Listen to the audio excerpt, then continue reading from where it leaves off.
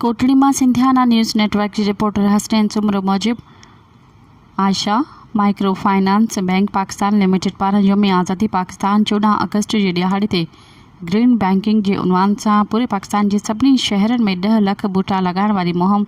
Ayesha micro finance bank Pakistan Kotri के hub office staff और government primary boys school Nango line government primary school Sikandarabad और government school Hussainabad के स्कूलन में बूटा पोखन के एक पुरवकार तकरीब इशाद अली पंवर और बचल कल्होड़ो कुतुब अली कपरी मैडम शहजाना अरशद और अरशद रसकानी मैडम शाज़ बिरोही की अगवानी में लगाया विया। तकरीब में government school Nango line Kotri के हेड मिस्ट्रेस आपा नौशिन अरशद और उस्ताद फैज़ अली बेन उस्तादन शिरकत कई। इन मौके ते इशाद पंवर बचल कल्होड़ो शहजाना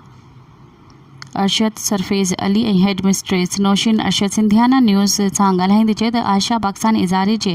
तरफां अॼु यौम आज़ादी के ॾींहुं शजरकारी मुहिम ग्रीन बैंकिंग के सिरे हेठ में पूरे पाकिस्तान के सभी शहरन में 10 लाख वण और बूटा लगाया पिया वञनि। जंहिं लाइ असां पंहिंजी आयशा बैंक के मानाइते मैनेजमेंट जा शुक्रगुज़ार आहियूं जिन हिन नेकीअ जे कम में सरअंजाम ॾिनो ऐं इन सरगर्मी से माहौलियात बेहतर असरअंदाज साबित थींदो। तकरीब में पाकिस्तान जो झंडो पिणु फरकायो वियो। इन मौके ते Ayesha micro finance bank Pakistan limited Kotri hub के अमले का सिवाय स्कूली बारन उस्तादन मौजूदन शहरन भरपूर शिरकत कई। वण लगाइण जी हिन तकरीब में अरशद अली जसकानी कुतुब अली कपरी शाजिया ब्रोही अब्दुल अजीज़ राजड़ अहमद नवाज शर खान मोहम्मद जामरी मुरीद हुसैन सैतो नंद लाल माली गफ़ार अली कल्हड़ो सखाफत हुसैन सिकंदर अली